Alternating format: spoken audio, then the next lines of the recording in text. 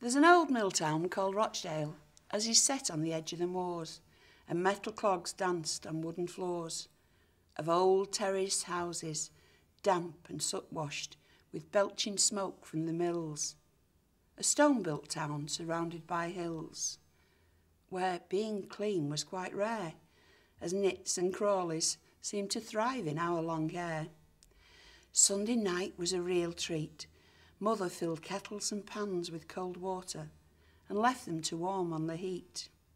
She would pull out the tin bath. We all took our turn. Smallest first, then them as were older. I didn't envy them, as the water got muckier and colder. Weird Town had built public baths where folk could take a bath or swim. And my mother started knitting so I could go and learn to stay trim. She wasn't a great knitter, was Mother, although I know that she really tried. I wasn't happy with my swimsuit. In fact, I sat down and I cried. Navy blue it were, and pink elephants danced across my chest. When it got wet, the water drooped, but they wouldn't let me swim in my vest. It were lovely getting in the water, in the baths at Broadwater Hall.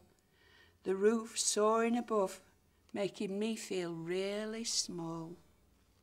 There were 2 sets of baths, first and second class, depending on how much you could pay. But the water in second class wasn't changed often, so the water was murky and grey.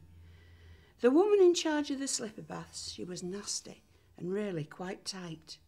She measured the water carefully. If you stayed in too long, you got a fright.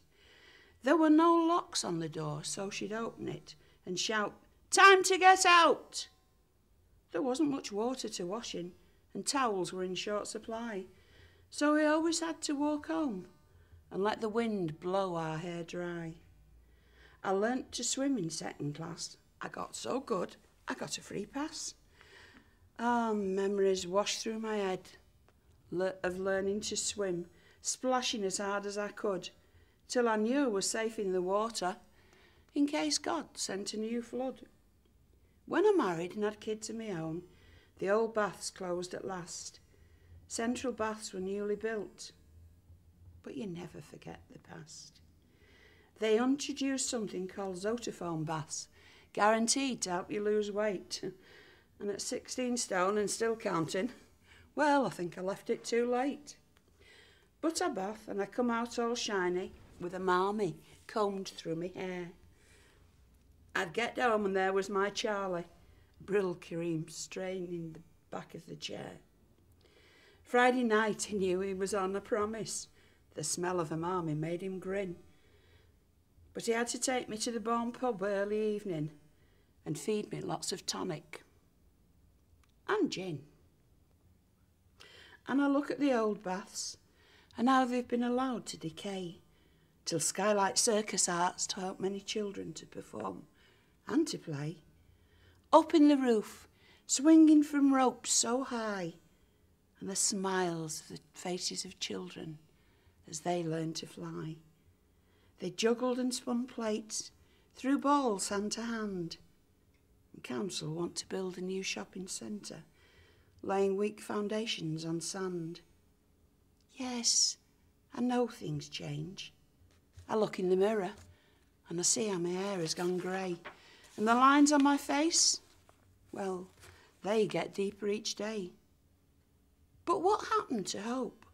What's wrong with remembering the past when buildings were built to last? Have they looked at the shops that are closed now, of streets echoing with lost dreams? The heart of Rochdale, it's broken, it's torn, and it's bleeding the past at the seams. Once streets were filled with chatter of folk going to work in the mills, spinning and weaving amid the clatter of looms and machines, twisting yarns into thread. Industry as we knew it, well, that's long over. The promise of hope is long dead. Men who once walked with a spring in their tread shuffle now in sadness, hanging their head. So they'll demolish the past, the dignity of Broadwater Hall, But for us old-timers, the hooter from Mills makes one last strident call. Lift your heads up, people of Rochdale. Listen to the voice of the arts, because every one of you is on stage.